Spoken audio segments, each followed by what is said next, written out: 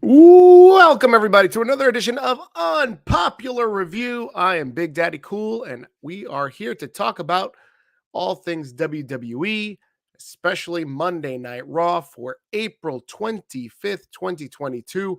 What are we going to talk about tonight? We're going to be talking about the return. We got two returns. We got the return of Asuka. You are not ready for Asuka. And you know who else you're not ready for? Apparently, you're not ready for Mustafa Ali. Yes, this man has returned.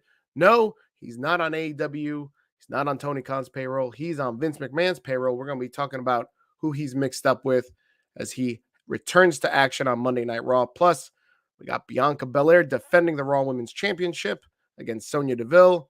And 20 years, a 20th anniversary of Randy Orton. We're going to be talking about the highlights of Randy Orton. We're going to be talking about the lowlights of Randy Orton. And we're going to be talking about who's your favorite. Which version of Randy is your favorite? We're going to be talking about that all on the other side. Wrestling. Let's talk about it, guys. Join us in the chat. Drop your comments, and we're going to read all your stuff on the air. This is Unpopular Review, Monday Night Raw Review Show. See you on the other side, guys.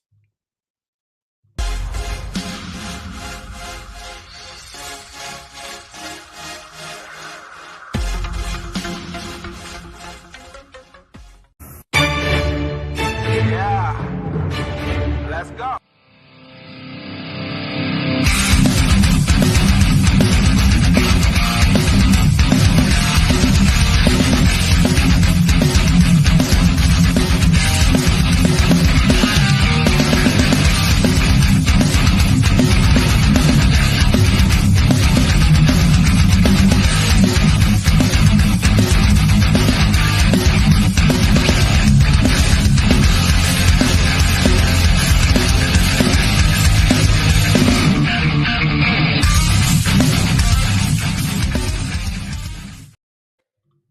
Look at those guys. Hey, everybody, it's Steve, and we are here for Unpopular Review. We're going to be talking about Monday Night Raw. If you like wrestling, you're going to love Unpopular Review. Please make sure you like, love, subscribe, and share this to all your wrestling timelines, whether that be wrestling groups that you're in, watch it on Facebook, share it on your Twitter, tweet this out. Say, hey, guys, you want to talk about wrestling?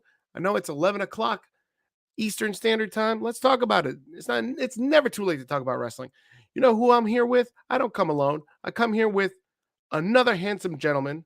This is the other face that runs the place. This is the executive consultant.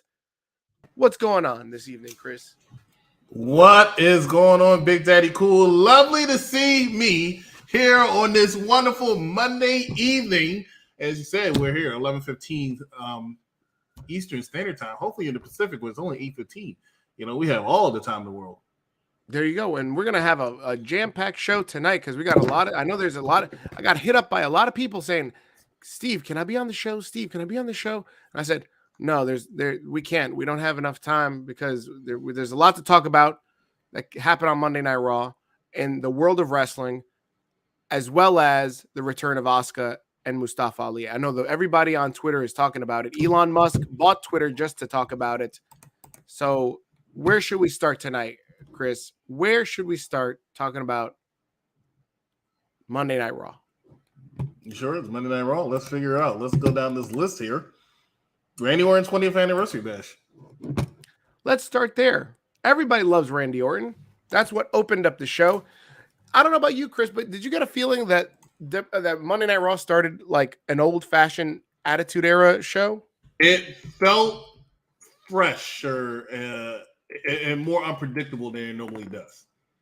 I was actually feeling that way because Kevin Owens coming out the crowd out of nowhere like that. They actually making Ezekiel look like he did something with his Ultimate Warrior look. Like it was really, really. It was an interesting segment. I liked it a lot. I didn't expect the Usos to be there for some reason, so I did like it a lot. I really like the way that they set up the 8-man tag at the end of the show. They did a real good job of kind of giving everybody some time to shine. So yeah, the segment starts with Randy Orton.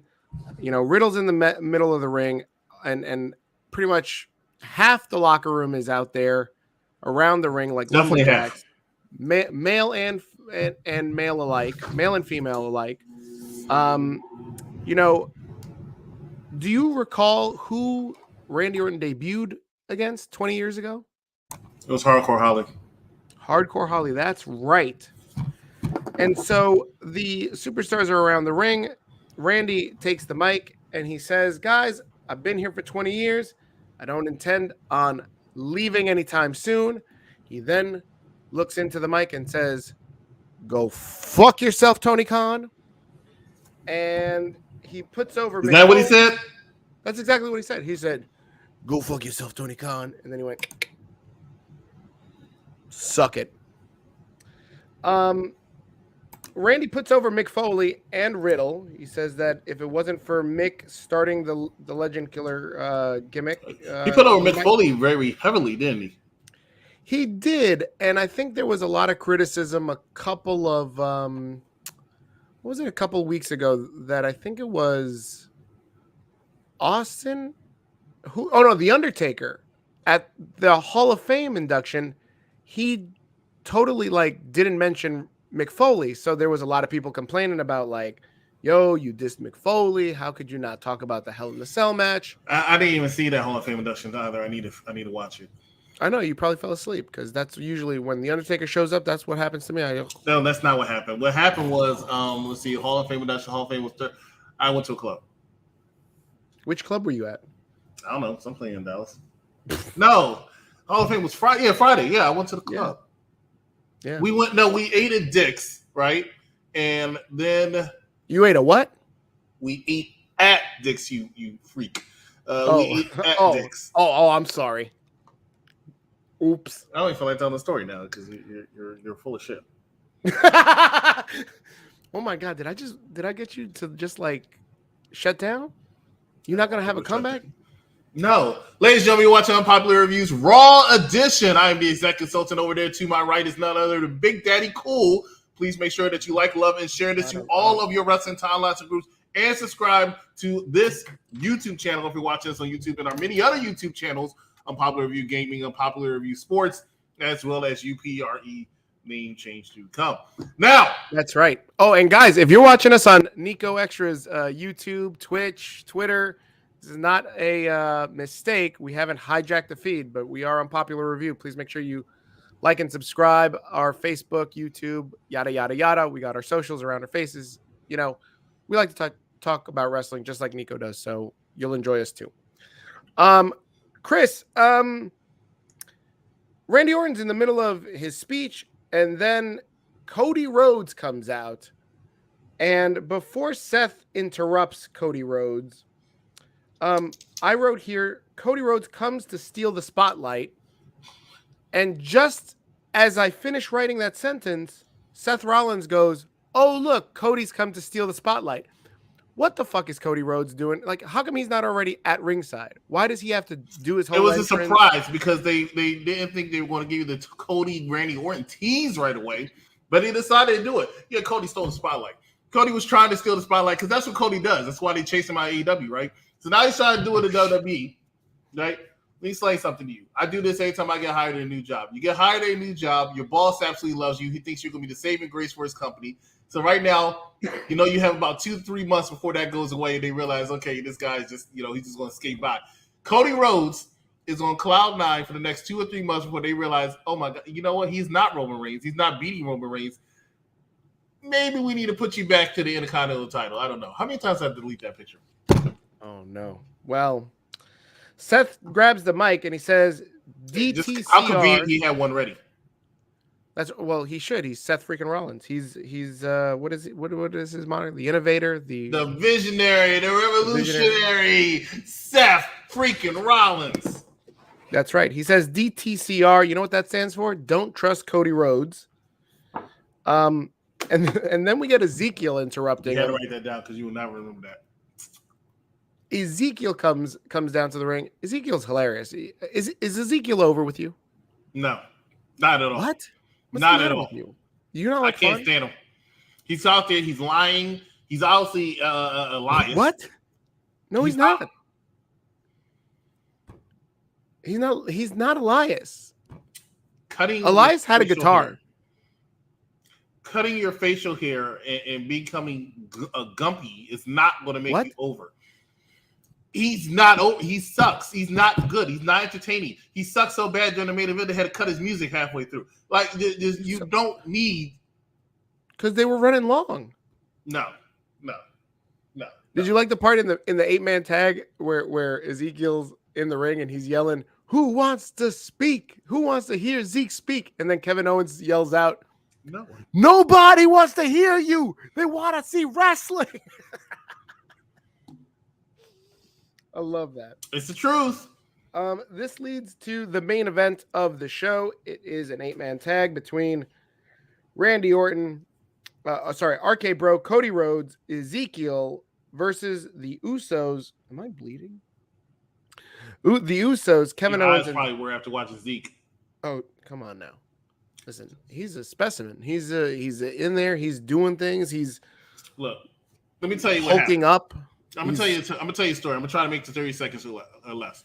Once upon a time, there was a wrestler who was super over with the fans because of his mic skills and his guitar work. That person's name was Ezekiel. Honky Tonk Man. No, I'm sorry. That person's name was Elias, right? Unfortunately, COVID hit, and you ended up having to watch him in the ring because he couldn't entice the fans, and you realize he's not that good. They tried to make sure he was good, but he was not that good. Then they brought in somebody else whose name was Rick Boogs, who stole his gimmick and made it more over, right? Then Rick Boogs got injured in WrestleMania and didn't know what to do with his outfit and his clothes. Here comes Elias, says, hey, since you stole my gimmick, I'm going to steal your gimmick. That's what I'm going to do. And I'm going to take your uniform and I'm going to put it on my uniform, and then I'm going to say I'm my own younger brother. The dumbest thing in the world. Couldn't stand it. I don't like Elias. I don't like Ezekiel. I used to like Elias. I used to, but now I like Ezekiel more. He's over. Look, he was in the main event tonight. Over with whom? How many times has Elias been in the main event of Monday Night Raw? Go ahead. At the end of Monday Night Raw, you had Randy Orton standing tall in the ring with Matt Riddle and Cody Rhodes, right? And who else? Second, watch the thing again for a second. You couldn't even find Elias or Ezekiel. Of course you can't find Elias because Elias not there. It's you couldn't find Ezekiel because they had to remind him, hey, you won. Go in the ring. He said, oh, I won. I don't remember what that feels like. It was no. He's not over. I mean, nobody wanted to see it. Nobody wanted to. Guys, if you're watching this live, type in the chat. Is Ezekiel over? Yes or no? The answer will be no. No, the answer is going to be yes. He's so over. Everybody loves Zeke. Nobody likes Zeke. If you a freak for Zeke, just write hashtag Zeke he freak. He sucks so Go much, ahead. You have to give him catchphrases. That's what you're trying to do. You're trying to make a shirt for him. That's what you're trying to do. It's still not going to work. It's not over. Let me go ahead and read these comments. Let me catch up before you start this. How many of you are Zeke George Samuel says, what's up, everybody? What's up, George? Raw was okay today, man. 20-year Randy Orton has been to WWE. That's awesome. Hi, I really appreciate you would share or donate to this GoFundMe. Oh, Elvis, and by any other name. WSP. Hi, I really appreciate Elvis. Come on, man. Strike two. You called it Chris Harris. Asuka is back. Raw was great tonight unless you incorporate math and science in pro wrestling. The one Randy Orton I like is the Legend Killer. While thinking about pro wrestling, Noel Foley might finally be happy. Even though Undertaker mentioned Mankind was Mick Foley. People are soft. What did you eat, bro? What did executive consultant say? I don't know. Hi, Todd. Hey, my best dude. What's up, Charmaine? Looks like we might get Asuka versus Becky Lynch. Chris is right. That's usually true. I'm actually feeling sad for Ezekiel because he has all this pressure to fill somebody's shoes. Didn't even have the time to go through NXT. Sup, everyone. Those RKOs that Orton did was awesome. I'm happy that Liv Morgan got beat last week and next week if Rhea versus Liv Morgan. Bro, Rick Boogs didn't steal his gimmick. That was Boogs' gimmick in his NXT run, and before WWE 2, Elias didn't exist back then. He had one NXT show that I was there for. Everybody loved him. I couldn't stand it. I wanted to throw something in his eyeball. Ezekiel is great. Back when Boogs was Eric Bugenhagen. Dumb. Yes. F no. Hashtag he suck. Freak for Ezekiel. Hashtag. That's from Vanilla Gorilla 416. Ezekiel's not over. I have to agree with Chris Harris. Thank you, George Samuel Lewis. The unofficial camera woman, the wrestler's doll, says, hello, my UPR family. What's going on? And NK Patel says, hashtag Chris is right. Looks like you're losing in this debate. Muted, just how you should be. I'm sure your wife will be thinking why Why did you just mute me? This is I so didn't mute rude. you. You muted yourself. You a liar. You have this agenda against Zeke because you just don't want to see the Zeke freaks come out at night, man. Silence your cell phones and please shut your mouths. Ladies and gentlemen, please make sure that you're sharing this to all your timelines and groups. That's right. And Twitter, Instagram, everybody. Wake up your mom. What they retweet? That's what they call it? That's right. They call it a retweet. And call your mom. Wake her up right now and say, hey, Mom, these guys are talking a bunch of shit about wrestling. Come watch this show. And she's going to be like, I don't know what you're talking about. Leave me alone. I'm trying to sleep. What do you guys want to see us talk about next? What's next, Chris? Should we talk about... I'm just going down this list you made here. Veer Mahan? Sure, I have time to go to the bathroom. You want to talk about Veer Mahan? Veer Mahan has decided to come tonight, and he's Your fighting. obsession with Veer Mahan and sex life is ridiculous. What are you talking about? He's coming. Veer Mahan's coming, and he came tonight all over Knoxville. Did you notice? Did you notice?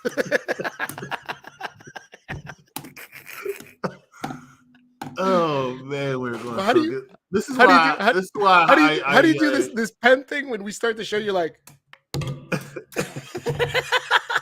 This is why I promoted a chief branding officer because this is his job to clean up stuff like this. Oh no, there's nothing to clean up. Oh, what? Clean up Zeke? All right. Clean up after Veer? Let's go. What we got? All right. So we had Veer come all over Knoxville, and he fought this jobber called Zach Smothers. Chris, I know you know a lot about wrestling. You've been a fan for like almost as long as Randy Orton has been wrestling. Name me your favorite Zach Smothers match. Okay. I would say tonight, but I didn't watch it, so I couldn't even tell you. Oh no. Some people were, WWE Twitter, I don't know who manages that, but they're trolls. They were like, who is the one? Wrong answers only?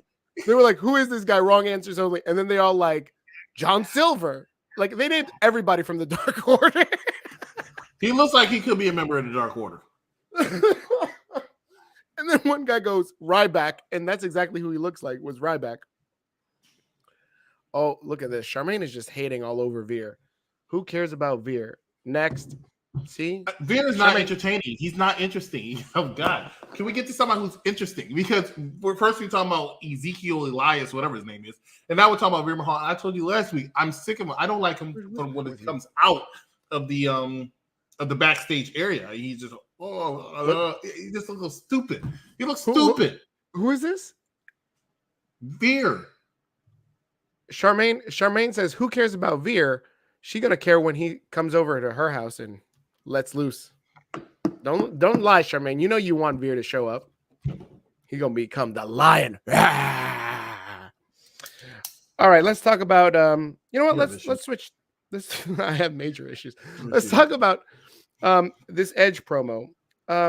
Edge, he's sitting at this throne, and we find out the name of their faction. Edge and Damian Priest. They are known as Judgment Day. Chris, what are your thoughts on the name Judgment Day for a faction? It'll take some getting used to. It's not catchy at first, but some names aren't catchy at first, and then after a while, you get used to it. I'm hoping this is one of them. And they're going to need another person because, I mean, Damian Priest is fine. I think it's going to help his career. But right now, it just looks like, Edge is just that inward. And Damian Priest, after he said Edge, ever since Edge came back, Edge just talked for, like, his promos be like 10 minutes long. He just talks and talks and talks. This was no different. He just talked and talked and talked. And he looks over Damian Priest, says, okay, you can say 2 lines. And I don't know. They need somebody else. But then here's my thing, because I think they're only going to get one more person. And that happens, how's that going to look for the landscape of WWE, simply because of the fact that, the Bloodline are going to be controlling SmackDown and a little bit of Raw. Because as you can see from Roman, and now I see why they have Roman win, he's still not showing up to Monday Night Raw. He still says SmackDown is his show. But tonight was a fire episode of Raw. I don't think Raw's had a bad episode in some weeks, actually. And that might be unpopular because I know the cool thing, like I said, for a couple of years now is to hate on Raw. But I haven't seen a bad episode of Raw in a while, especially since WrestleMania. I thought it's been pretty solid. I thought so too. I thought it was a good episode of Raw, especially. I feel like there was a lot of, star power. You had RK Bro, the Usos, Ezekiel. Mm-hmm. So I wanted to share this picture. I don't know if you caught the reference from Edge, but Edge had the scales today, and at the end of the promo, he kind of puts this rock on the scale, saying that he's going to judge everybody. This is a little known throwback to this cover of the 2009 Judgment Day DVD. Do you own this DVD, Chris? What's your favorite match from this pay-per-view? Judgment Day in 2009. I have no idea. Give me 1 second, I'll remember it. This is bullshit. He's not gonna remember it. Did he fight Jeff Hardy? Yeah, he fought Jeff Hardy. How did you know? There you go. Wow, that's Chris. amazing. I'm totally fucking lying. I don't know if that was even Jeff Hardy was probably Hammonakers have probably already Googled it, but I'm pretty George Lewis is gonna be like, he fought Jeff Hardy in a cage. I'm positive he fought Jeff Hardy. It wasn't a cage match. That had to been it. Probably. I type in Judgment Day and then comes up. And then Johnny Depp trial came up. Have you been watching while you're looking at that? Have you been watching this Johnny Depp trial with his ex-wife? No, I've been hearing stuff. I've been hearing stuff about it. It is really entertaining. Like, you got to watch this guy. He's got a future in wrestling, Johnny Depp. Mm. While Chris is bringing that Edge defeated Matt Hardy. Edge defeated Jeff Hardy singles match for the World Heavyweight Championship. Yep, I was right. Wow, that's impressive, man. Look at you. Kudos to you. Edge, if you really want to know how I did it, I can do it. It's almost like simple math, and I'm not saying that because it's a wrestling thing and Scott Steiner and all that shit. It's really simple math. So Judgment Day is usually the pay-per-view that happens after Backlash. Backlash is usually the pay-per-view that happens after WrestleMania. I had to think about what was the pay-per-view what was the WrestleMania pay-per-view that year in 2009, which was the main event with Edge in it anyway, but it was main evented by Randy Orton and Triple H. But the world title was a triple threat match between Big Show, John Cena, and Edge, where Edge lost. So then at Backlash 2009, I remember it was Edge and John Cena having a last man standing match, which John Cena lost to Edge, and because Edge went to SmackDown, John Cena went to Raw after Big Show interfered over this Vicky Guerrero thing. Anyway, so it's logical to assume, because I know shortly after that Edge and Jeff Hardy went to a feud that had been Edge and Jeff Hardy. Because that's when Jeff Hardy won, and then he didn't win that one. Edge won that one, then Jeff Hardy won the next one, and then here comes CM Punk, who just won the Money in the Bank ladder match. Yeah, exactly. And then they end up having a feud at SummerSlam, which led to Jeff Hardy leaving the company. Then CM Punk went to feud with the Undertaker, who held the title. You know what? Now that you mentioned Jeff Hardy, I want to say something that a lot of the wrestling fans might not know. And I see that here in our chat, we got a lot of new fans. We got a lot of new watchers. We got Hyman Shu. We got Vanilla Gorilla. We got a lot of people watching. And I don't know if you guys know this, but you got to face facts that the last time we saw Jeff Hardy in a WWE ring, here we go. This man got punched so fucking hard in the back of his goddamn dome by Roman Reigns that he collapsed to the floor, rolled out of the ring, and then never came back. So, thank you, Roman. Thank you. Great job, buddy. After this promo, it leads to Balor versus Damian Priest. Damian Priest wins clean. What do you think of this match, Chris? I think that one Captain Shakespeare is probably really cursing out WWE right now. She's pro WWE. That's right. But one thing I will say, if you watch this match, you listen to commentary. I always say listen to the commentary because they usually give you context clues. They're mentioning the fact that Finn Balor seems to have lost a step. So I think the case is that Finn Balor is going to take a character direction turn. Is somebody doing the dishes? Are you doing this show live from like a kitchen? No, I'm doing the show live from a living room. Of course, David's over there washing dishes, and Jay wants to play Mac Daddy with Missy Hyatt. But it's fine. Missy Hyatt is holy shit. But it's cool. Holy shit. Missy Hyatt's there? I didn't know you guys were having pancakes for dinner. No, she's not. Anyway. So I have to catch up with some of these comments. We'll start. We'll get to you in a second. Why not? Ezekiel is Elias. Come on now. Eventually, the truth will come out. That is true. What about No, the he's women's not. champion? Stop it. We'll talk about that in a second. Talk about that great Mets comeback. Oh, it's your boy. That's right. They had a Laugh my ass off from one Chris Solomon. I haven't seen him in a while. Good job. That's right, Chris. What's going on? Charmaine next. Breaking news: Veer Mahan will be released before the month's over. I hope so. You don't know. George, how is that? Elias? You know what? Hold up a second. Hold on. Throw that back up. That breaking news: Veer Mahan will be released. See, that's the wrong tense. Here we go. Veer Mahan totally released all of it tonight on Knoxville. He just released it. He just was. The best part about Veer Mahan is his gimmick is only going to work simply because of the fact that SmackDown's doing a similar gimmick, with one Gunther, right? And Gunther does it a little bit better. So he's going to outshine Veer Mahan to the point where Veer Mahan will be showing up on AEW Dark in 90 days. George, how is that Elias Ezekiel went through a lie detector test, even posted a photo? You must believe that Earth is flat. Thank you, Hyman. That's right. That is right. Zeke is George, awful. George doesn't know what he's talking about. Marie. George wanted to go to a GCW show at WrestleMania George, why do you want everybody to get released? Who care about Veer? Next. Can we talk about the Raw Women's Championship between Bianca Belair versus Sonya Deville and Carmella and Zelina? We will in a second. Not rush. Hell no. It reminds me of the Terminator 2 movie. I want Theory to be my house than Veer. I want Theory to my house than Veer. Oh, she's saying that she'd rather have Theory come to her house than Veer. That Frio crowd is about to Free Ali. Free Ali crowd is about to switch to Free Balor soon. He fought Matt Hardy probably that grudge match. No, he did wrestle Jeff Hardy Judgment Day. True. I don't know for sure though. Good evening, Unpopular Review fan. This is Mr. Mike Riggs here to acknowledge my tribal chief, Mr. Chris Harris. Big Daddy Cool. Oh, hey. I'm so very proud of Raw Women's Champion winning in her hometown tonight. What a matchup. Are we going to get the team and Finn Balor? No. Also, last week, commentary hinted about the Street Profits probably joining Edge's faction. Unlikely. The King has arrived after you already put your GoFund stuff up. You're not fooling anybody. Where's El Lobo Solo? He's hiding in your closet.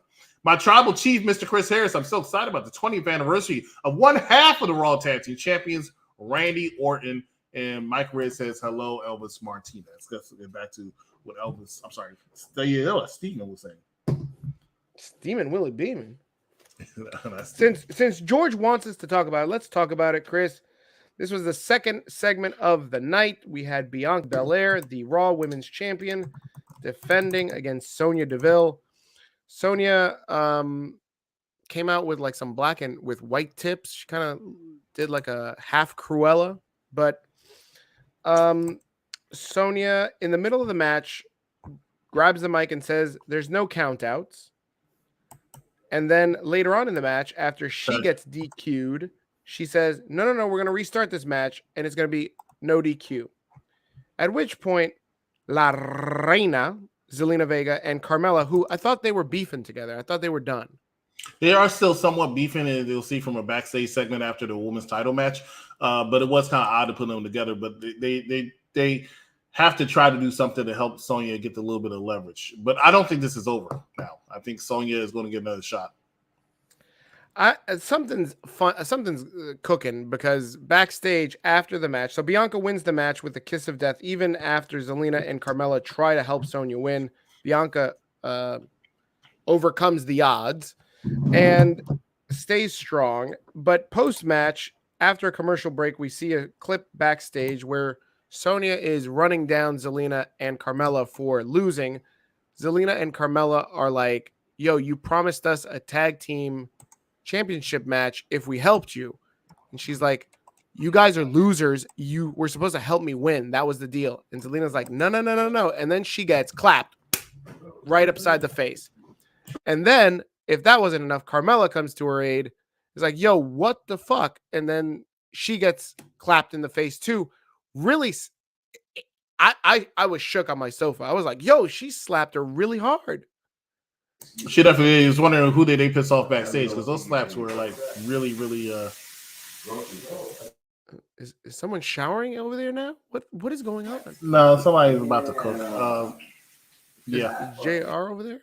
Is Missy Hyatt cooking?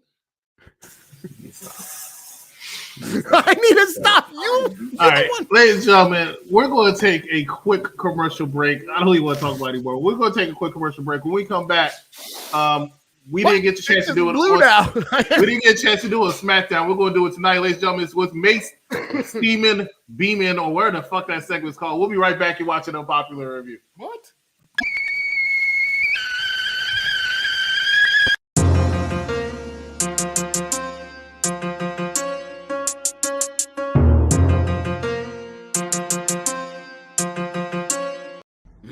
Yo,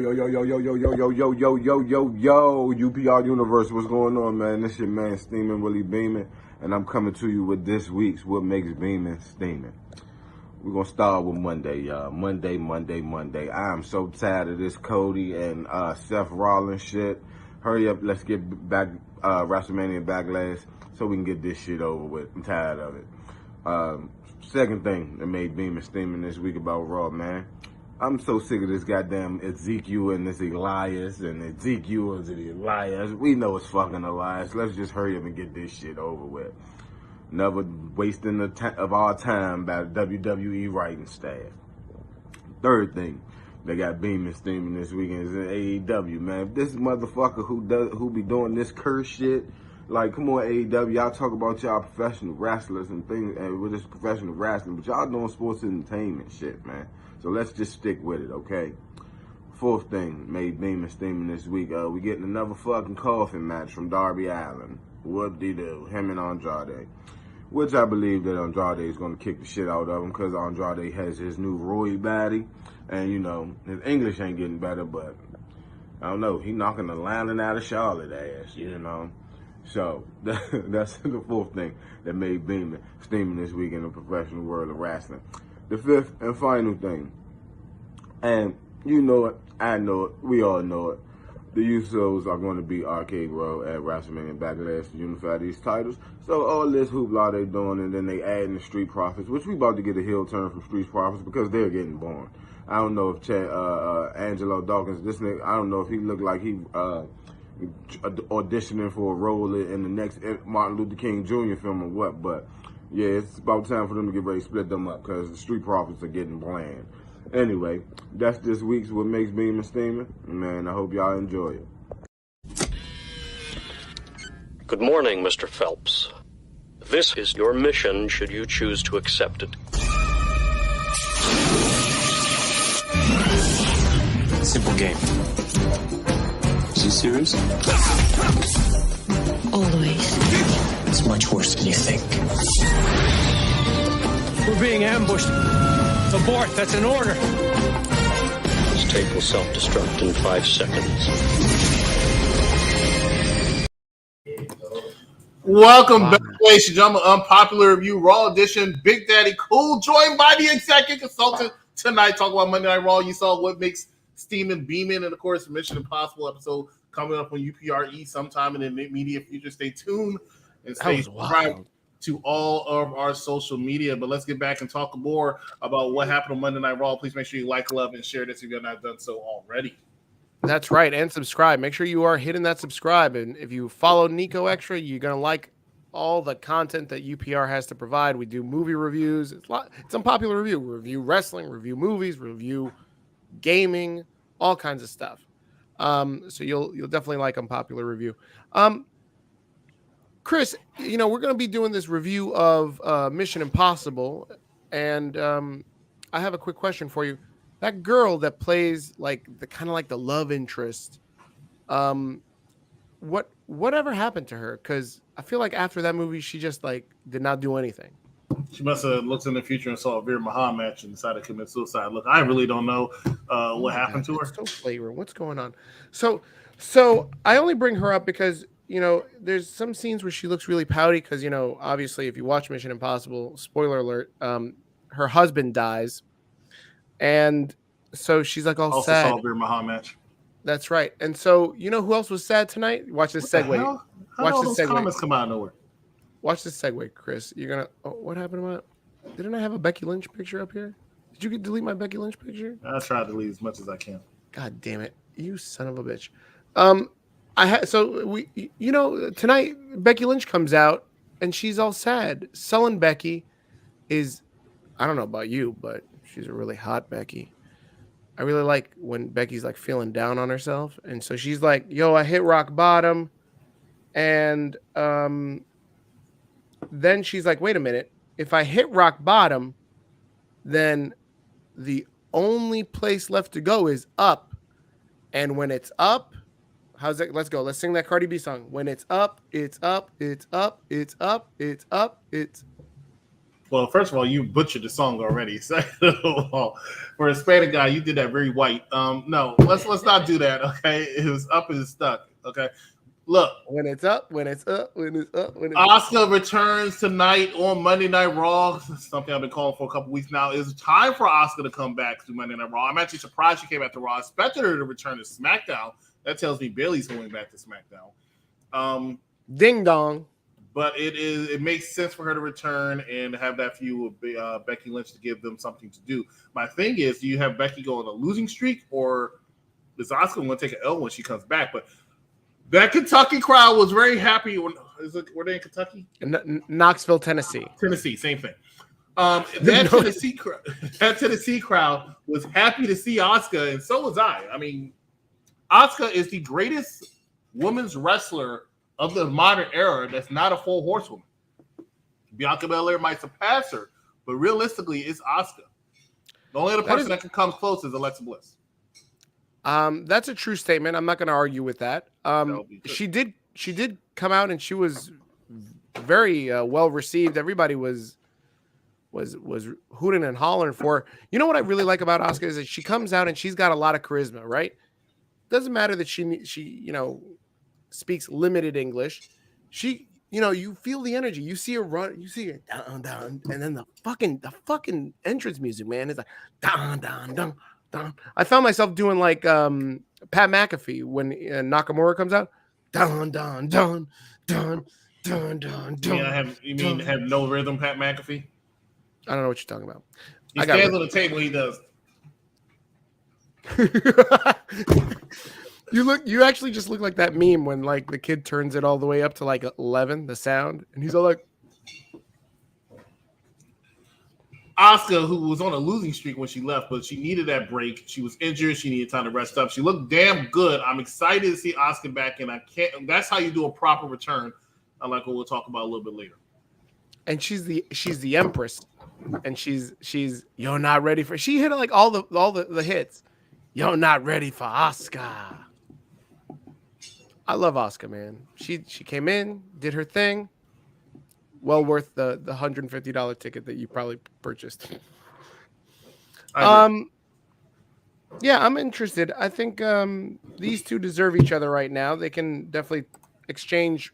To answer your concern, I think they're going to exchange wins. You're going to see them go back and forth a lot. And that's okay because they're two legends. By Money in the Bank or SummerSlam, it will be Becky versus Bianca again. Eventually. I don't know why everyone say Carmella isn't a beautiful woman in WWE. Because she is. I don't care what everyone say. Carmella is not the beautiful woman. No, she says, I don't know. Yeah, I know what it says. Bro, Sonya Deville turned into Sonya Will Smith backstage. Yeah, she did slap. Oh, yeah. She did. She said, keep my name out your fucking mouth. That's right. Holy shit, breath. She did. That's funny. Big Daddy Cool, bro. Honestly, because he never lies. Monday Night Raw needs Jerry the King Lawler back on their announced teams because Corey needs to step back inside the square circle. And I think it's time that Vince McMahon fires Corey because he needs to stop kissing his new wife on live television. Wait. But he didn't do that tonight. What, Mike? What is the problem with that? Don't know. Is that Mike Riggs? If Sonya Deville is getting another shot, I got a feeling that she might win if Carmella and Zelina will get involved. No, she's not.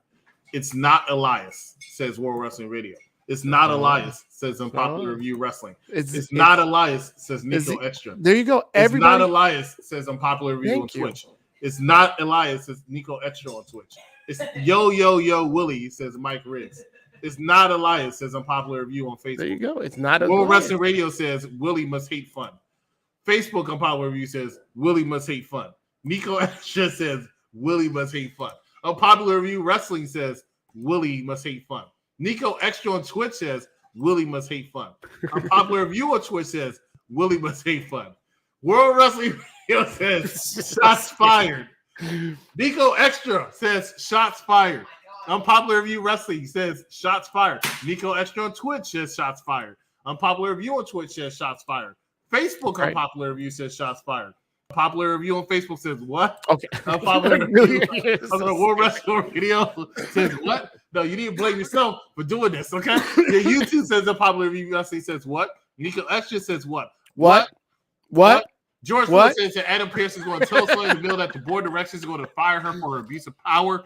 That's my favorite movie. Big Daddy Cool Met is losing 3-2. The Mets won. My tribal chief, Mr. Chris Harris, with his wrestling doll, Barbara, returning back to Unpopular Review Friday Night Show. You can catch Barbara and whatever special guest she has on this Friday, immediately after SmackDown. Peace, y'all. Peace. What haven't we spoken about? Let's talk about this Ali return, because I got a lot of opinions on this. We have a Miz TV segment with Theory in the 10 o'clock hour. And, you got two heels healing it up. They like each other, And Miz tells Theory, I got some advice for you. Make people earn the right to fight you. Don't let them come out here with this open challenge bullshit. Make them earn their shot. And that's when Knoxville turns up, because they hit this guy's music and everybody's like, who the fuck is this? And he comes out. It says, if it didn't say it on the big Titantron, you wouldn't have known it was Mustafa Ali. It says Mustafa Ali. And you're like, oh shit, Mustafa Ali. Said absolutely fucking nobody. So Mustafa Ali comes to the ring and he's all like, hey guys, I'm real excited to be back, y'all. And Miz claps him with, yo, you still work here? I said, oh shit, this man is fucking flagrant. He just was like, I thought you fucking left. Chris, Mustafa Ali did not feel special tonight. Asuka felt special. She felt like a big deal.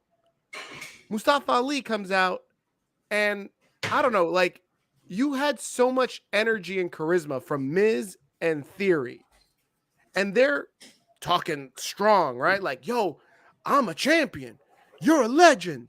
Mustafa Ali's like, I'm going to come here and I'm going to punch you in the face, Miz. Watch me do some wrestling shit. Nobody gave a fuck. He tried to get a yes chant started. Nobody in Knoxville gave a fuck. Chris, why is it that people rewind 3-4 months ago when Mustafa Ali was like, I'm fucking quitting, release me, #free Ali. Everybody was talking some bigging this guy up. And he comes out tonight and nobody gave a shit. Knoxville don't give a shit about Mustafa Ali. I certainly sat there and I was like, my man, you have a moment here to capture everybody. Like, get them jazzed up, get them fired up about Mustafa Ali. You back, bro. Get us hyped. He dropped the ball. Chris, your thoughts? I didn't think he did a bad job. I thought Mustafa Ali came out to the biggest pop of his career. You out of your fucking mind. This was not a big pop. I didn't say it was a big pop. I said he came out to the biggest pop of his career. Listen to what I'm saying. He came out to the biggest pop of his career. He's never had an ovation that big, and that's why he smiled. Because he knows that's his ceiling. Right? He came out. There were some people in Knoxville that gave a fuck. They didn't know who he was at first, and then they say, oh, it's that little dude, right? He looked like he put on some muscle. No, hold on. He did not look as ripped as when he was in Retribution. This guy, no, I think he looked buffer. I think no, he looked did slimmer. In my man had a full Adam Cole body, AEW body on tonight. My man was. I can tell he's been to the gym. I could tell he's gained some pounds. I could tell he says, "Hey, if I want to make a WWE, I gotta actually look like I'm a WWE wrestler." No, Chris, because you're wrong. Before he was auditioning for AEW Elevation. No, this man look like he hasn't hit the gym unless the gym is a new burger spot on Route 910 over when you talk in about Tennessee. Keith Lee. Look, all I'm saying is, listen, I didn't call Mustafa Ali fat and out of shape. He's obviously still very athletic, but my man showed up with an AEW body. You know what I'm talking about. I don't think so, in the ring know what I'm talking Look, about. all I'm saying is I think Ali didn't do a bad job tonight. I still don't know why they kept him. Was watching the same show. I still don't know why they kept him. That's what I was asking after the segment. He's not moving any needles, but I was happy to see him. I'm an Ali fan. So I was happy to see him. Nah, this guy proved it tonight. You had an opportunity to grab the brass ring, and this guy dropped the ball. He dropped the ball huge. The biggest part of tonight, Mustafa Ali comeback, was when Ciampa punched him in the back of the head. What just the like hell was Roman the deal Reigns with that? punched. Why did Ciampa hit I loved it. I loved it. What? Why? Because Vince was like, fuck it. Ciampa, go punch him in the back of the head. And that was it. This is why Vince did it. He saw what I saw. Vince said, Ciampa, go out there and take it. Make this man want to quit again. I'm about to serve him his papers. This is exactly what I loved it. This was the best Ciampa I've seen since probably he was true. This was so random. It was so random. Like he was in the ring challenging for United States Championship. Just like Austin Theory, I want a piece of you. Or Theory, I want a piece of you. He fought Miz, right? And then also he's walking to the back and just get clocked by some random stranger from NXT. No. Former NXT champion, multi-time. Doesn't matter. It was random as freak. No, it wasn't. It made perfect sense. I started. Nobody expected Ciampa to come out. At first, when he got clocked, I thought it was Austin Theory. Now I looked up and said, "Oh, this ain't Theory. This is Ciampa." I got up. I started clapping. This is the most I marked out for Tommaso Ciampa. I started clapping. I got up. I was like, I said, "Thank God," because Mustafa Ali ain't it, bro. You know how I like to tell you? He was supposed to be WWE World Heavyweight Champion at WrestleMania 35. Well, listen. That's the story I never believed. Things happen for a reason. Kofi Mania. Let me cut some of these comments because let's do that. Asuka's back. Becky versus Asuka makes sense. Big Daddy Cool should sing Car B Radio Star Karaoke. I'll be there in a month. If Bailey is going to SmackDown, then she might challenge the SmackDown Women's Championship. Actually, I will see. Because like the last few times I'm supposed to go to New York, this guy was hitting up on a cruise or a North Pole or something. So I gotta coordinate with them. What are you talking about? What does that have to do with Bailey and Ronda Rousey fighting? I'm talking about this you singing at hey, last time we did karaoke, we killed it. That's right. I just hope I don't lose my voice. I took over. Asuka is one of the few wrestlers with language barrier who has more charisma, personality, and presence than 80% of any company's roster. I can agree with that. That's right. Big Daddy Cool, bro. Honestly, who in the blue hell does Sonya Deville think she is telling Adam Pearce that she won't acknowledge my tribal chief, Mr. Chris Harris? Shame on her. She's the boss. And undespited WWE Universal Heavyweight Champion of the world, tribal chief Roman Reigns, and to be perfectly honest, thank you for not lying, WWE owner Vince McMahon should fired Sonya Deville from WWE. Nah. Come on now. Let's not be crazy. Queen Zelina is a sexy woman in WWE. She is. Zeke Freak. That's right. Yeah, look at this. Everybody's Big Daddy Cool, bro. The bottom line is Corey needs to be kissing with his new wife at their home in Pittsburgh and not on live television. And that absolutely makes me sick to my stomach. Oh my God. Who care about the Miz? Sure, it's not the. Never say that about the Miz. Then after Mustafa Ali defeats the Miz, Tommaso Ciampa blindside Ali. It looks like that we're going to get Ciampa versus Ali. My tribal chief, Mr. Chris Harris, I will for sure to be here on Friday to see Wrestling Doll, aka Barbara. I'm glad Miz held back with Ali on his first night back. Otherwise, Miz could have did a lot of damage with recent controversy in his mic skills. He tried. I'm pissed. I am so pissed off that Miz lost. He said, I was going to give you walking papers. I felt like Shayna when Miz lost. I was like, why did Miz lose? I was pissed off. I was like, what? Like, why did they feed the Miz to, like, granted, Miz is untouchable. Like, he can take like 5 L's in a row and he's not going to lose any heat. But Jesus Christ, for Ali, like, this guy's so whack. Ali who? Thank you, Elvis. Ali had a cold. Elvis Martinez, bro, how was your weekend? Mike Riggs, I had a good weekend. That's the first time I've ever seen somebody ask this question to Elvis. Nobody cares. Not his mom, not his father, his doctor. You know, like maybe it's a setup. Maybe like he's waiting for Elvis to like answer, and then and Mike Riggs is gonna be like, "It doesn't matter." Yeah. That's, as I said, it's free. It'll be free Balor now. That's excellent to hear, Elvis Martinez. I play Among Us when Ali come back. Okay, what happened? What's happening, guys? It's Jofo in the ring. What's up, Jofo? Mike Riggs says Ali sure did look in a way better shape tonight since the last time we saw him. In my opinion, I agree with you, Mr. Mike Riggs. What? Ciampa versus Mustafa Ali feud is going to happen. I'm glad we got Blackheart Ciampa first. That's what he does. But he might lose first feud to Ali. And after that, toxic come on. IWC stands might be confused about who to support. My tribal chief, Mr. Chris Harris. Do you picture the baddest woman on the planet, Ronda Rousey from SmackDown, making the current SmackDown Women's Champion, the Queen Charlotte Flair from SmackDown, say I quit at WWE WrestleMania Backlash in 2 weeks from Sunday night here on this Monday Night Raw episode of Unpopular Review? Yes, I think Ronda Rousey 100% will be Charlotte, but one thing I will always say is never bet against Charlotte.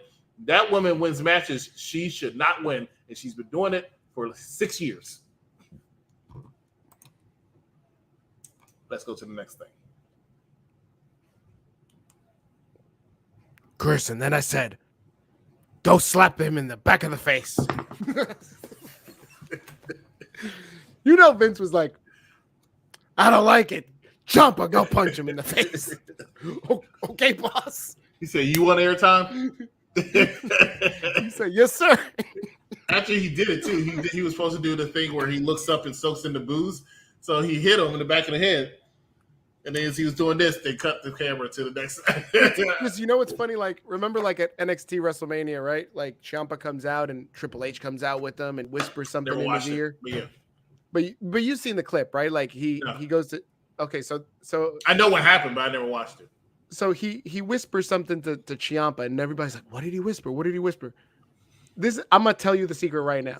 He whispered. Triple H goes over to Ciampa and goes, "Listen, there's gonna be a time where the boss man tells you to do something, and you got to be ready. It might come next week.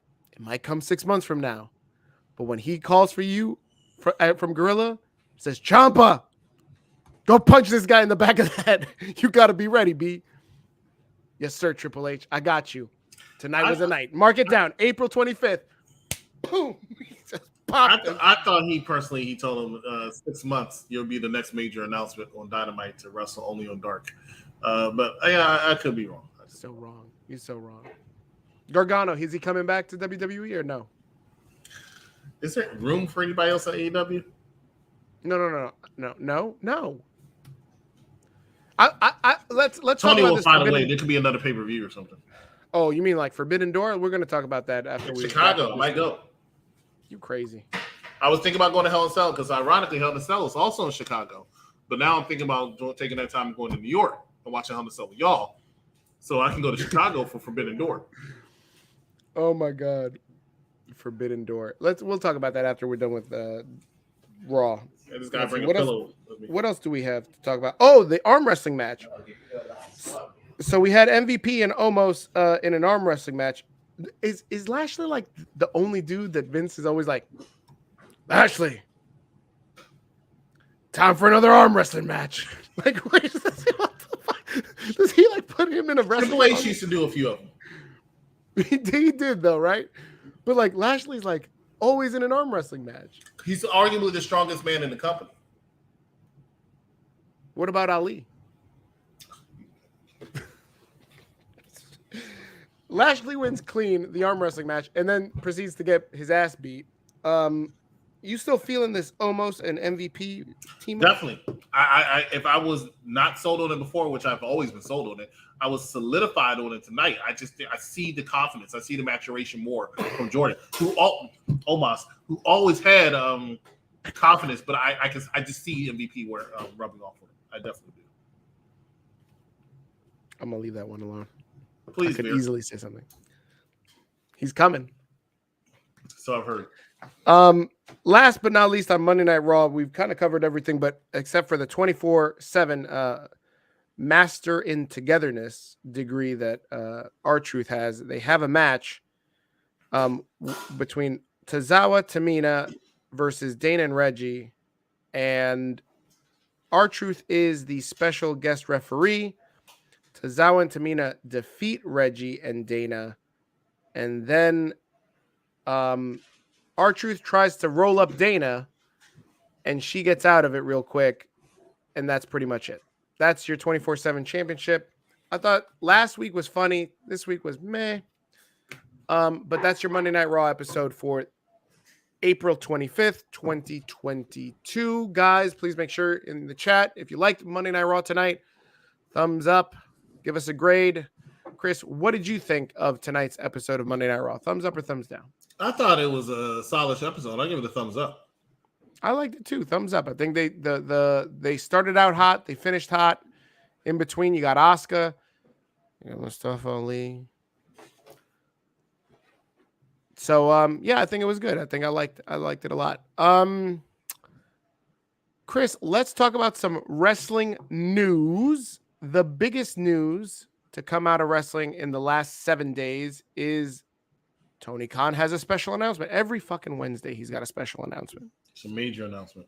Major announcement. But this one apparently was, again, depending on where you are in the world of wrestling, you might have felt it was major, and then you might have felt like meh. So I want your thoughts on it.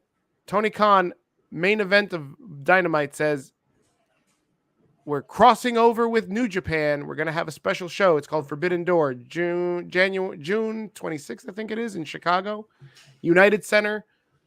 Does that wet your whistle? Do you get excited? What's more exciting to you? Forbidden Door pay-per-view or Mustafa Ali coming back? Mustafa Ali coming back. Forbidden Door pay-per-view is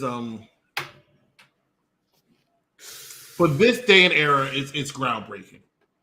And I'll give it all the respect it deserves. Yes, it is. But it doesn't mean I'm going to be interested in it. Chris, here, I'll counter that. I hear you. All weekend I've heard about, I can't believe it. Oh my God, this is the first time. Listen, it's not the first time. That's my point is Tony Khan has used the term Forbidden Door so much in the last year, right? Mm-hmm. Daniel Bryan, Forbidden Door. CM Punk, Forbidden Door. Samoa Joe, Forbidden Door. Jay White, Forbidden Door. Kenny Omega in Impact, Forbidden Door. It's played out. And it's like now it's like Chicken Little, right? It's like the sky is falling. Second of all, Chris, Omega's injured. Mm-hmm. Okada might not be there. Where's your star power coming from? Who's the dream? What's the main event? That's what I'm asking you. Nobody knows. We're going to find out after Double or Nothing. But who's it going to be? Adam Page? Do you think Adam Page is holding on to that title a lot longer than I anticipated him to do it. Right, but you're not going to get your. What are you going to get? And maybe you guys in the chat school me. What is the match that's going to get everybody excited? CM Punk versus the fact that New Japan Pro Wrestling and AEW are cross branding to make a joint pay per view is going to be. That's your selling point right there. Because all the Hamburgers, all the know-it-alls, all of them, they're going to buy tickets regardless. They don't need to see who's on the match. No, I hear you. And they're going to shit on everything WWE did. I hear you. That's it. This is their WrestleMania, right? But is it what it is? It is to them, Chris. Is it? Because that's where they act like every pay-per-view is their WrestleMania until they find that one groundbreaking one. True, but I don't see what is so special about the card. Like, Tony owns Ring of Honor, so is it that much of a Forbidden Door? You're gonna have Samoa Joe versus an AEW guy? Like, that's not a Forbidden Door. You own the fucking other door. What are you talking about? True, but it's like the highest non-Big Four pay-per-view buy rate is what pay-per-view? Do you know? No. It's WWE Invasion from 2001 when it was WCW versus WWE, but that's when Vince owned both of them. But it's still the highest one. People still want to see it. It is. Right. Now back then it was a vast majority. It was 5, 6, 7 million, 10 million people wanted to watch it. Whereas now, 800,000. Well, let me kick this back to you then. Sure. Would this have been better booked, not as an announcement right out the gate, but as something that builds up as an invasion? hey, New Japan's invading. I think it would have been a lot more interesting and a lot more beneficial to AEW if they did kind of book it as somewhat of an invasion. But then I feel like the way the partnership works, they didn't want either the company to look weak. Sure. Ring of Honor, AEW, and New Japan Pro Wrestling. But in order to get fans really, really talking about it, really excited, because I feel like AEW has taken a giant hit. 2 hits, really. One with Cody Rhodes going into WWE, going back to WWE. Right. I think that really hurt him in a lot of ways, on screen and off screen. And then 2, I feel like WrestleMania was so spectacular and got a lot of clout behind it that it kind of really punked AEW a lot. It took the Saying, wind out I know of y'all think I know y'all thought y'all were big time and y'all were getting up there, but look what the fuck we have. Look what the fuck we are. Look what the fuck we do. Now, what do you got to counter? Oh, I got Yuta. No. They got Wheeler Yuta versus Will Ospreay. Yeah, no. It's not going to work. So they're trying to find anything they can to get themselves back on the map where they're in somewhat of contention. They never really were competition like that, but they were mentioned. They were definitely a threat. I don't understand why they didn't let Ali go. But well, Chris, let me. You brought this up, and I need to talk about this. I talked about this at length on Hammerlock Hangover over the weekend, but I want to talk to you about who needs who more here. Mm-hmm. Since COVID, New Japan has been struggling to sell tickets, obviously because there's a lot of COVID restrictions in Japan. Most of their big stars are here in the States, right? Jay White is here. Minoru Suzuki has come over here because, again, there's no business in Japan. Mm-hmm. Wrestle Kingdom this past year has probably gotten the least amount of fanfare because, again, it was a half empty arena. The card wasn't that stacked. But AEW has lost a lot of wind in their sales. They have lost ratings. They struggle to get up above 1 million a week. Who needs who more at this point? New Japan needs AEW or AEW needs New Japan? I think both of them need each other equally right now. Well, actually, you know what? New Japan probably needs a little bit more than AEW. Because, just like I said, let me tell you, AEW started and they had a lot of buzz. They brought in Daniel Bryan and CM Punk, 2 of the biggest names in the last 15 years, right? Needle barely moved. AEW Rampage moved when CM Punk debuted on there, and then they lost like 1 million of those viewers since then. If Daniel Bryan, who I said it earlier tonight on the Perfect Plex, if Daniel Bryan, who in my opinion is one of the most popular wrestlers of all times, can't move your needle, nobody whose name I can't pronounce and can't speak English is going to do it. Right. No, I think it's a good point. Let me ask you this question too. And that's no disrespect to them. They're great talents over there. I'm just saying that most people are not going to pay attention. I know that they keep going to the United Center, right? Mm-hmm. And they keep, selling out the United Center. Right. The last time they really sold it out was CM Punk. They're going to sell out this time too. But Chris, if this was a regular pay-per-view, do they sell it out or did they need the extra boost by the crossover to really sell it out? CM Punk will always be that key to sell out Chicago for them. They do not go to Allstate Arena, which is the same place WWE's running Hell in a Cell. They're not doing that. They're going to some center, United Center, I think is what you said, right? Yeah, United Center. That's where the Bulls play, yeah. Are you sure that's where they're going? I'm pretty sure it's the United Center. I don't think they're going to the same place. Let me double check. I still call it Allstate Arena. That was wrong on my part. It's all right. Well, I think you want to a small arena. Well, that's what they do with Dynamite. No, they're not. The other one is Hoffman Estates. The oh, you're right. It's at the United Center. Okay. Yeah. So now their goal is to try to sell more tickets than Hell in a Cell. That's going to be their goal. Right. That way they can tout it if they do, and it's a possibility they will. But they probably will. But their tickets are half the price of a WWE event. Half the price. They don't use as much of the stage for it. Yep. Right. So it's easy to sell out. AEW fans are going to purposely buy tickets even if they don't show up. That's what they do sometimes. They'll buy tickets just to say that they sold out. Right. And then they're going to tout it as their victory. This is the first time two wrestling that I can remember. 2 wrestling promotions are running a pay-per-view at the same arena within weeks of each other. Mm-hmm. Mm-hmm. All right. And AEW, I think, is going to win that. I honestly think Chicago's tired of CM Punk. And don't think so. Well, here's the difference. if the card was CM Punk versus Adam Page for the AEW title, they sell out the United Center. If it's CM Punk versus Dustin Rhodes, that shit's not selling. It's not going to be CM Punk versus Dustin Rhodes, but it will be CM Punk versus some kind of star that's going to make them say, hey, I want to see that. I don't know. We'll see. We shall see. It's going to be probably CM Punk versus I forgot his name. Pineapple Pete. No. Andrade. Who on AEW can afford an L? Minoru Suzuki. I don't know who could. Hideo Tommy. Oh yeah, that's what it is. It's gonna be his name is Kenta. Yeah, I know him as Hideo Tommy.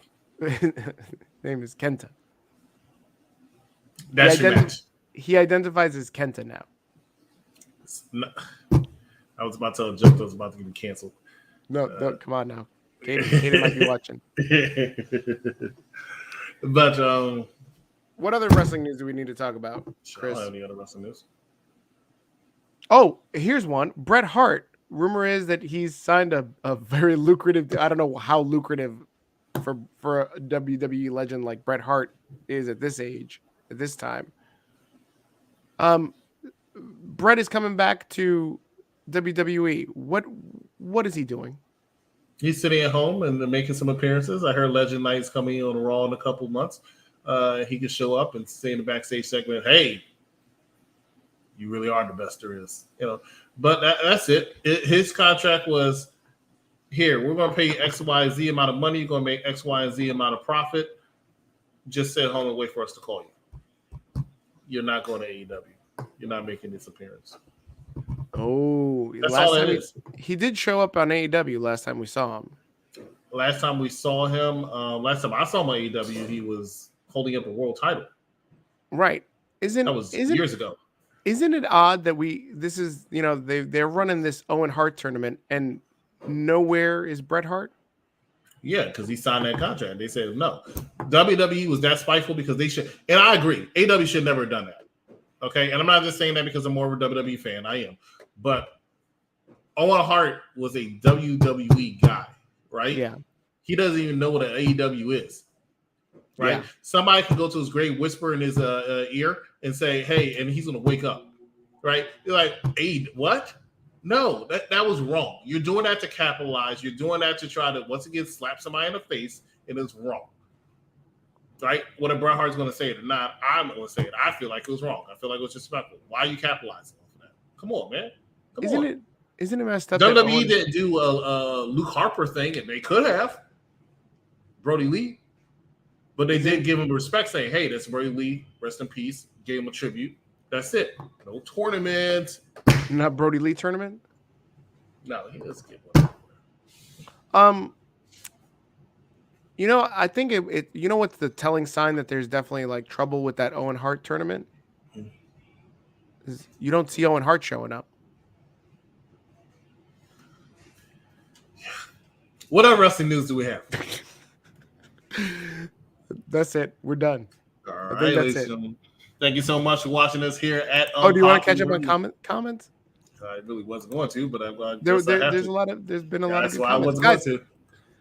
Guys, Newbin Cole 1991 says hello.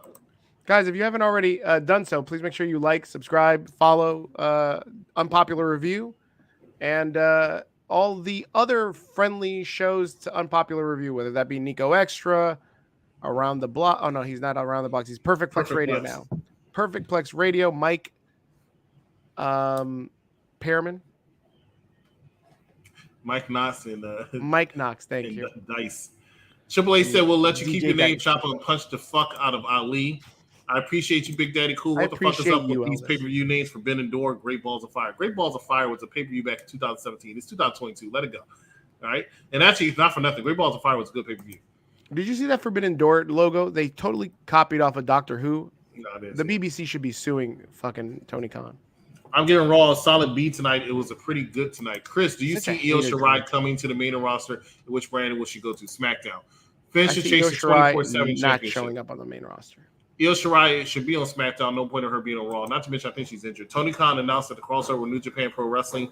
Yeah, I'm not interested. Tony Khan's Forbidden Door is not the one I watch just because of his name. I'm a fan of Thunder Rosa, but I'm seeing her compete against someone from New Japan Wrestling. Okay. Let's talk about all the guys that said they were the hottest free agents. Tony Nese, Buddy Matthews are just two names. I completely forgot until somebody reminded me Buddy Matthews was in AEW. Both lost in the shuffle. They just introduced him with no plans. Nobody George, cares about New Japan Pro Wrestling don't Murdoch. have a woman division. I don't think it will help AEW, but we will see. I did not know that New Japan Pro Wrestling doesn't have a women's division. I don't think that AEW will sell out because WWE Hell in a Cell will dominate. Good night, everyone. I have to go to bed. I have to wake up early to take my daughter to school. She's going to the Bronx. That's it. Thanks for that. AEW dropped the ball on the one. They didn't do the Owen Hart tournament. Chris, why can't you be as cool as Big Daddy Cool? That's why right. Why are you walking around with two legs? I don't know. These things will never be answered. Wow. These questions. Bitch, shut up before I kick you in the face again. Nobody gives a damn about that karate shit. Basically, she was telling you that no one gives a damn about you, Elvis. Ladies and gentlemen, please make sure that you join us every single Monday for DJ Dice as well as Mike Knox as they talk perfect plex and everything for wrestling for the intelligent wrestling fan. Each and every single Monday, immediately after Monday Night Raw, join the executive consultant Big Daddy Cool as they bring you all the action of Monday Night Raw every single Tuesday. Bad Guy Jack and Captain Shakespeare talk to you about NXT 2.0 Wednesday, the only married couple on Unpopular Review. Divine Intervention, All Elite Joker. Bring the dynamite of AEW Dynamite and the revolving door, not the forbidden door, the revolving door of co-hosts for the Wrestler's Doll. Who's going to be this week as the Wrestler's Doll presents to you UPR SmackDown. Family Feud's coming up this week at Thursday, 8:30 p.m. Looking forward to that one. And we have a couple movies coming up, but we're revisiting the format. So we're probably going to be on hiatus this week. Join us next week as we bring Mission Impossible franchise. Mission Impossible franchise will be next week. Talk more about that later. Ladies and gentlemen, thank you so much for watching us here at Unpopular Review. Great time as always for Big Daddy Cool. I'm the executive consultant, and we'll see you right here next time on Unpopular Review. Good night, everybody.